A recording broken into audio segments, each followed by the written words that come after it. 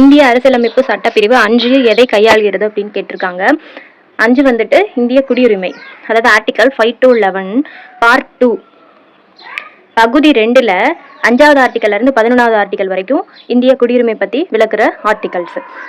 இந்திய அரசியலமைப்பு நவம்பர் 26, 1949 ஏற்றுக்கொள்ளப்பட்டு ஜனவரி 26, 1950 வந்துட்டு நடைமுறைப்படுத்தப்படுது. அதாவது நவம்பர் 26, 49 வந்துட்டு ஏற்றுக்கொள்ளப்படுது. நடைமுறைக்கு வந்த நாளை தான் நம்ம குடியரசு தினமாக கொண்டாடிட்டு வரோம்.